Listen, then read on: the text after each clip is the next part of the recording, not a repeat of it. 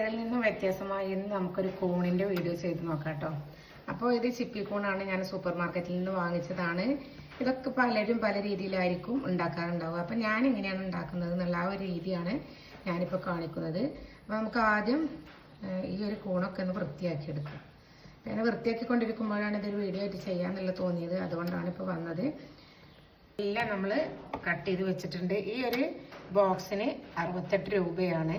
അപ്പോൾ എല്ലാവർക്കും കൂണ്, നാടൻ കൂണ് കിട്ടി, അപ്പം എല്ലാവരും വെച്ചെന്നൊക്കെ പറയുന്നത് കേൾക്കും. നമുക്ക് കുറേ തിരഞ്ഞെടുന്ന് നമുക്ക് കിട്ടിയില്ല. അപ്പോൾ അതുകൊണ്ട് സൂപ്പർ മാർക്കറ്റിൽ നിന്ന് വാങ്ങിച്ചിട്ടെങ്കിലും ഒക്കെ ഇത് ചിപ്പി കൂണാണ്. ഇത് എനിക്ക് ഉണ്ടാക്കാൻ അറിയാം, ഞാൻ ഉണ്ടാക്കാറുണ്ടായിരുന്നു.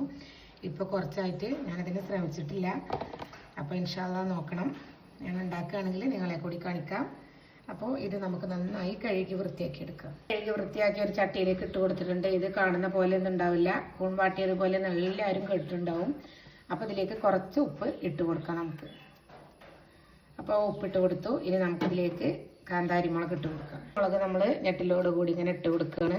ഇനി നിങ്ങൾക്ക് ചതച്ചിട്ട് കൊടുക്കണമെങ്കിൽ അങ്ങനെ ഇട്ട് കൊടുക്കാം. അപ്പം ഞാൻ ഇതേപോലെ ഇട്ട് കൊടുക്കുകയാണ്. ഇത് വേവ് ഇതിൽ കിടന്നിട്ട് നമ്മൾ വറുത്ത് പൊടിച്ചിട്ടുള്ള കാശ്മീരി മുളകാണ് കേട്ടോ.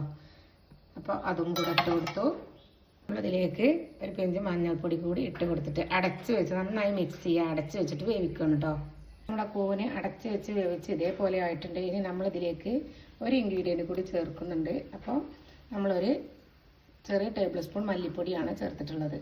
നമ്മുടെ കൂണിൻ്റെ വേവ് ഇവിടെ കഴിഞ്ഞിട്ടുണ്ട്. ഇനി നമ്മളിതിലേക്ക് പച്ച വെളിച്ചെണ്ണ ഒഴിച്ച് കൊടുക്കണം കേട്ടോ.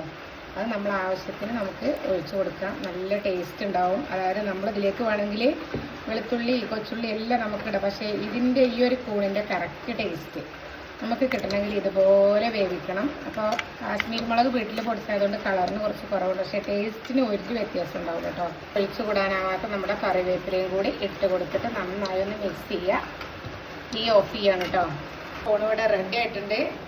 അപ്പോൾ ഇതുപോലുള്ള ഈസി റെസിപ്പിക്ക് വേണ്ടി നിങ്ങൾ glam goddess YouTube channel subscribe ചെയ്ത് വെക്കുക.